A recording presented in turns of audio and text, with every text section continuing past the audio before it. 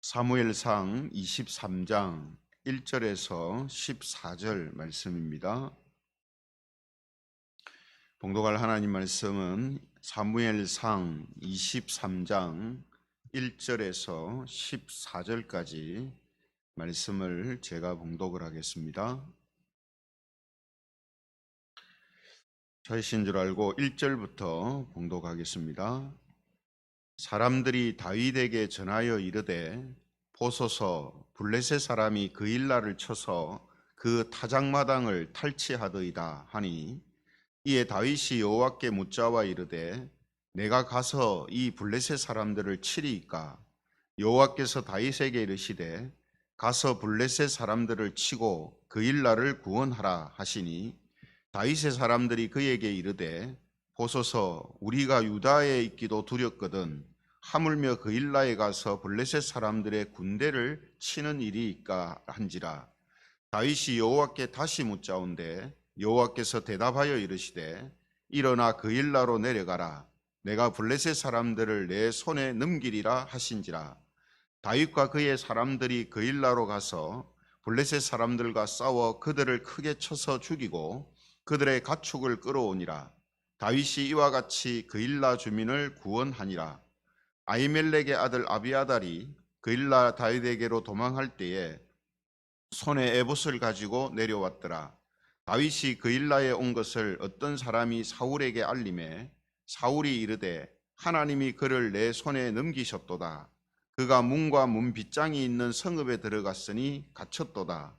사울이 모든 백성을 군사로 불러 모으고 그일라로 내려가서 다윗과 그의 사람들을 애워싸려 하더니, 다윗은 사울이 자기를 해하려 하는 음모를 알고 제사장 아비아달에게 이르되 에봇을 이리로 가져오라 하고, 다윗이 이르되 이스라엘 하나님 여호와여, 사울이 나 때문에 이 성읍을 멸하려고 그일라로 내려오기를 꾀한다 함을 주의 종이 분명히 들었나이다.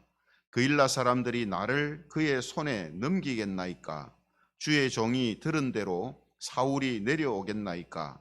이스라엘 하나님 여호와여, 원하건대 주의 종에게 일러 주옵소서 하니, 여호와께서 이르시되 그가 내려오리라 하신지라.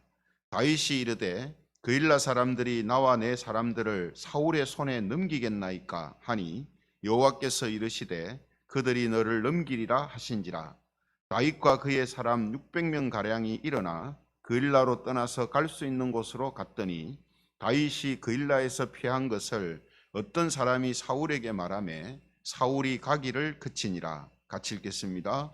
다윗이 광야의 요새에도 있었고 또 십 광야 산골에도 머물렀으므로 사울이 매일 찾되 하나님이 그를 그의 손에 넘기지 아니하시니라. 아멘. 이 시간에는 상황보다 성경 말씀, 상황보다 성경 말씀, 이런 제목을 가지고 말씀의 은혜를 함께 나누겠습니다. 모두가 잘 아시는 것처럼 이 다윗은요, 성경에서 예수 그리스도를 미리 보여주는 가장 대표적인 사람입니다. 동시에 신자의 신앙과 삶이 어떠해야 하는가 하는 모범을 보여주는 사람이기도 합니다. 이처럼 다윗은 두 가지 모습을 보여주는 사람이기 때문에 어느 한쪽으로만 치우치기에는 아쉽고 부족한 면이 많습니다.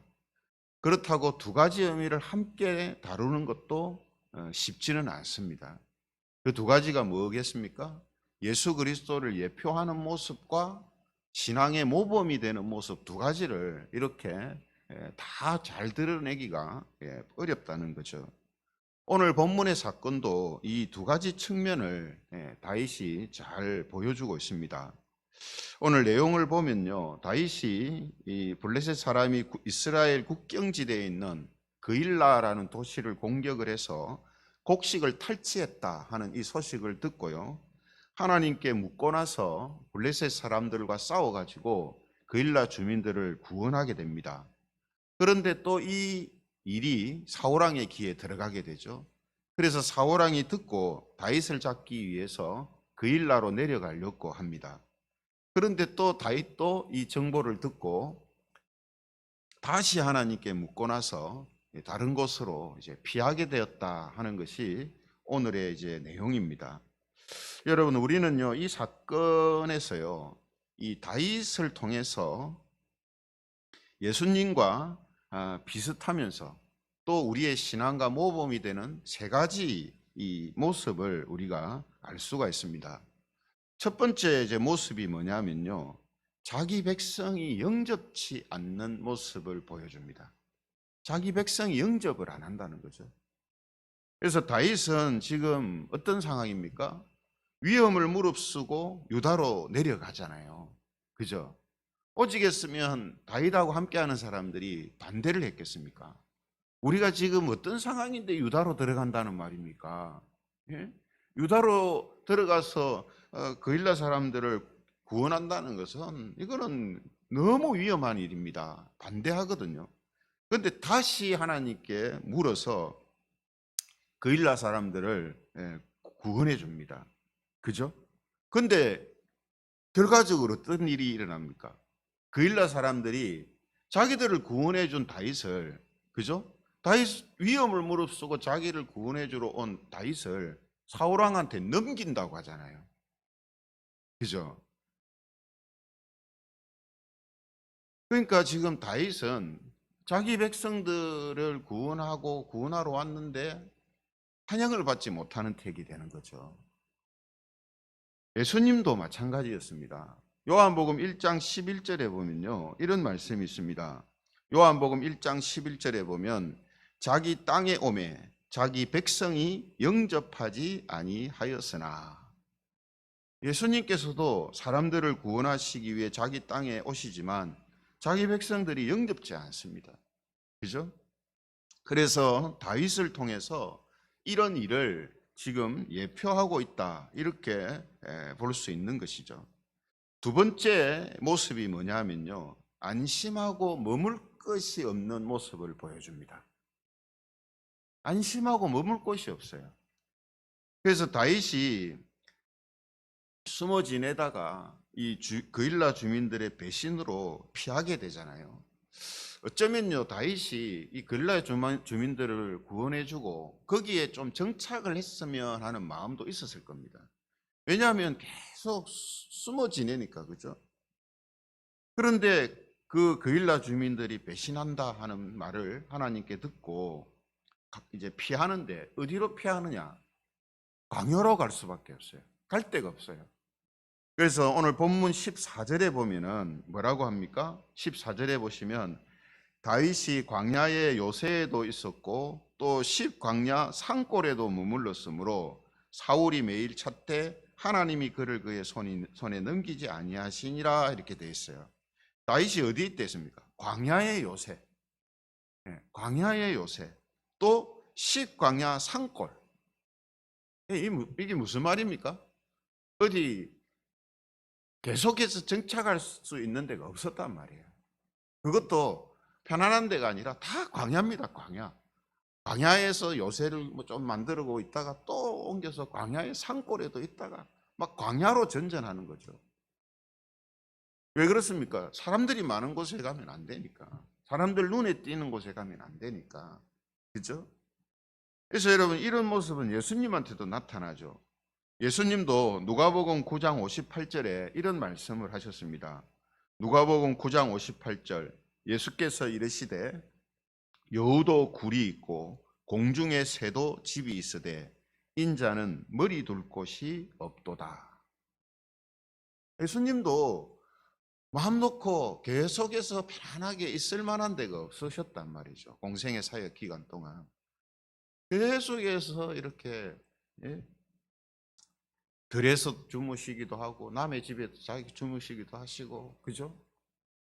그래서 여러분, 예수님께서도 안심하고 편안하게 계속 머물 곳이 없이 그렇게 지내셨다라는 것은 이 다윗을 통해서 이런 모습이 예표되고 있다라고 볼 수 있습니다.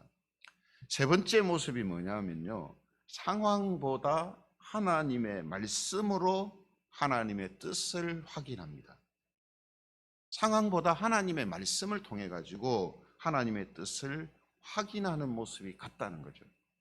그래서 여러분 다윗을 보면요, 그일라 주민을 구원할 때도 하나님한테 묻고 일행이 반대하니까 또 다시 하나님께 묻습니다. 그리고 사울 왕이 다윗을 잡으러 그일라로 내려온다는 것도 하나님께 묻고, 또 그일라 주민을 사울 왕한테 넘겨줄 것인도, 그일라 주민이 다윗을 사울 왕한테 넘겨줄 것인지 아닌지도 하나님께 묻습니다. 그죠? 이런 것들을 다 하나님께 묻고 하나님 말씀을 확인하고 듣고 움직여요. 그죠?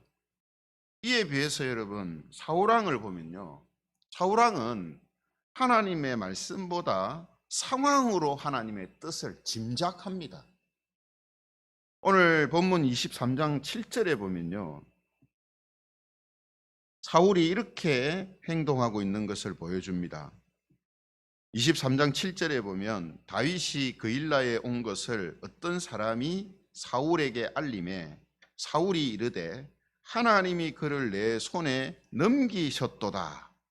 그가 문과 문 빗장이 있는 성읍에 들어갔으니 갇혔도다. 이렇게 이야기를 합니다. 그러니까 여러분 사울왕과 같은 사람도요, 하나님을 운운해요. 하나님을 이야기합니다. 어떤 때 이야기하느냐? 자기한테 상황이 좋을 때 하나님이 나를 도우셨다, 하나님이 내게 기회를 주시는 것 같다, 이렇게 이야기를 합니다. 그러니까 사울왕도 지금 똑같은 거예요. 사울왕도 지금 사울왕의 말로 보면 그일라라는 곳이 좀 이렇게 고립되어 있는 그런 지역 같거든요. 문과 문 빗장이 있는 성읍에 들어갔으니 갇혔도다 이렇게 되어 있잖아요. 그러니까 한 군데만 막으면 나올 데가 없는 그런 성인 것 같아요. 이런 얼마나 좋은 상황입니까? 지금 다윗을 잡으려고 하는데 다윗이 딱 도관에 든 지같이 되는 곳에 딱 있단 말이에요. 그러니까 사울의 생각에는 이야, 정말 좋은 기회인데 이 하나님이 기회를 주셨구나, 이렇게 말하는 거예요. 여러분 사울 왕은요, 하나님께 묻지는 않습니다. 지금 다윗하고 딱 대조적이잖아요. 다윗은 하나하나 하나님께 묻고 확인하고 하나님의 뜻인지를 확인하고 움직이는데 사울 왕은 하나님에 묻는 게 없어요. 뭘 가지고 하나님의 뜻이라고 생각합니까? 상황이 좋아지면 하나님이 나한테 기회를 주셨다. 여러분 묻지 않는다는 건요, 들을 생각이 없다는 뜻입니다. 안 묻는다는 것은 들을 생각이 없는 거죠. 그래서 이전에 제사장들을 다 죽인 것도 결국은 하나님한테 자기가 들을 마음이 없는 거예요. 만약에 하나님에게 들을 마음이 있으면 제사장들을 그렇게 못하죠. 그죠? 제사장들이 하나님께 묻고 하나님의 뜻을 알려주는 사람들인데 그 사람들 어떻게 다 죽여버립니까? 그 말은 하나님 말씀 안 듣는다는 말이거든요. 그러니까 오늘도 딱 본문에 보면요, 하나님 말씀 안 들어요. 그런데 하나님은 운운하고 하나님이 자기를 도우신다, 하나님이 내게 기회를 주신다, 하나님이 나와 함께 하신다, 막 이런 말들은 한단 말이에요. 뭘 보고요? 상황을 보고, 환경을 보고. 자기한테 상황이 좋아지고 환경이 좋아지면 하나님 뜻이다, 하나님이 나를 도우신다, 막 이렇게 이야기를 한다는 겁니다. 그래서 여러분 사울 왕 같은 이런 사람들은 자기한테 이롭고 유리한 상황이 되면 하나님 뜻이라고 말합니다. 그리고 반대로 자기한테 유리하지 않은 상황이나 환경이라고 생각하면 하나님한테 불평을 토로하죠. 불만을 토로합니다. 왜냐?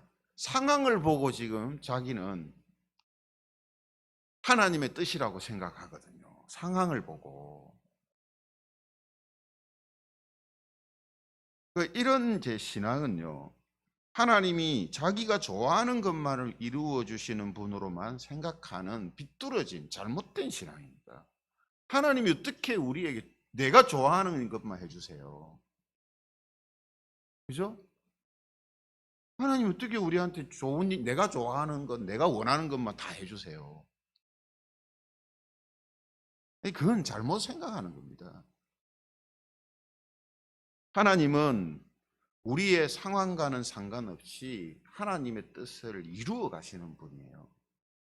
다윗만 봐도 안 그렇습니까? 하나님이 미리 준비하시고 택하신 이스라엘의 왕이잖아요. 그러면 순탄하게 왕이 되어가지고, 그죠? 예? 어차피 왕이 될 건데 순탄하게 왕이 되어서 나라를 다스리면 얼마나 좋습니까? 그런데 10년의 세월을 도망자로 다니고 수배자가 되어서 숨어 다니고, 상황만 보면 어때요? 하나님의 뜻인가 이런 의심할 정도죠.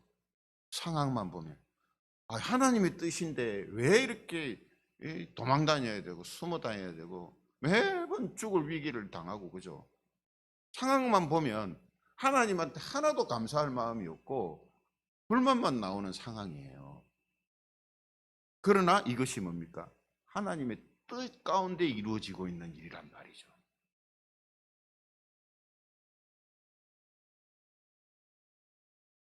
예수님께서도 보면요, 상황보다 하나님의 말씀으로 하나님의 뜻을 확인하시면서 사역을 하고 계신 것을 보게 됩니다. 그래서 어떤 일들이 있습니까? 대표적으로 군중들이 예수님을 왕을 삼으려 하는 상황이 생기죠. 그죠? 자, 상황만 보면요, 상황을 보고 하나님의 뜻이다라고 생각하는 사람이라면 어떻게 반응했겠습니까? 군중들이 예수님 왕으로 막 삼으려고 해요. 그러면 상황이 왕이 되기를 원하니까, 하나님이 나를 왕이 되기 원하시는구나. 예? 그렇게 생각하지 않겠어요? 그런데 예수님은 피하세요. 도망가세요. 왜죠? 하나님 뜻이 아닌 것을 알기 때문이에요. 3년 반 동안 동고등락했던 제자들이 예수님을 배신하는 그 상황, 절망적인 상황이죠. 하지만 예수님은 십자가의 길을 묵묵히 가십니다. 그들한테 뭐 원망하거나 욕을 하거나 그러지 않아요. 상황만 보면 어떻습니까? 충분히 욕할 수 있는 상황이죠. 그죠? 예수님이 제자들을 얼마나 애지중지하시고 그들을 양육했는데 예수님을 배신합니까? 그죠? 얼마든지 상황만 보면 욕할 수 있는 상황이고, 한데도 예수님은 전혀 그렇게 하지 않으시고 오히려 제자들이 만들어 놓은 좋지 않은 상황 속에 그대로 들어가셔서 십자가의 길을 가세요. 왜죠? 하나님의 뜻을 알기 때문입니다. 그래서 여러분, 오늘 성경의 설교 제목처럼요, 상황보다 성경 말씀이에요. 옆에 본 것처럼요, 하나님께서는 다윗을 통해서 예수님을 예표하셨습니다. 자기 백성에게 환영받지 못하고 안심하고 편안히 쉴 거처가 없으셨고, 상황보다 하나님의 말씀으로 하나님의 뜻을 확인하는 이 세 가지 모습을 다윗을 통해 미리 보여주시는 것이죠. 그런데 이 세 가지 모습은요, 예표의 성격도 있지만 우리가 본받고 따라야 할 신앙과 삶의 모범의 성격도 있는 것입니다. 그래서 우리도 이 땅에서 환영받지 못해요. 교회와 그리스도인들은 넓은 의미에서 이 땅에서 환영받는 존재들이 아닙니다. 천국과 같은 환경에서 살지 못합니다. 이 땅은 우리가 나그네의 삶을 사는 곳이지 영원히 거주하는 땅이 아니에요. 그러니 당연히 뭡니까? 천국과 같은 환경에서 살지 못해요. 마음 편하게 천국과 같이 지내지 못합니다. 그러므로 이런 것을 이상하게 생각하지 않아야 됩니다. 우리에게 당연하게 있는 것이기 때문이죠. 또 우리는 항상 상황보다 어떤 신비한 방법보다 성경 말씀을 통해서 하나님의 뜻을 확인하고 그 뜻에 순종해야 됩니다. 이게 바로 다윗을 통해, 예수님을 통해 보여주시는 그리스도인의 삶의 모습이기도 하기 때문이죠. 그러므로 성도 여러분, 다윗 시대에는 제사장의 에봇에 들어있는 우림과 둠밈이나 때로는 선지자를 통해서 직접적으로 하나님의 뜻을 알려주셨지만, 지금은 그 어떤 것보다도 성경을 통해 하나님의 뜻을 알려주십니다. 그러므로 저 같은 목회자들은 성경 말씀을 바르게 전해야 돼요. 선지자들이 하나님 말씀을 듣고 전한 것처럼 목회자들, 설교자들도 성경 말씀을 가지고 하나님의 뜻을 전해야 되지, 자기 생각이나 자기 의견을 가지고 설교를 하면은 안 되는 거죠. 그러므로 우리는 상황보다 성경 말씀으로 하나님의 뜻을 알고 순종하는 삶을 살아야 되고, 이 땅에서의 우리의 삶이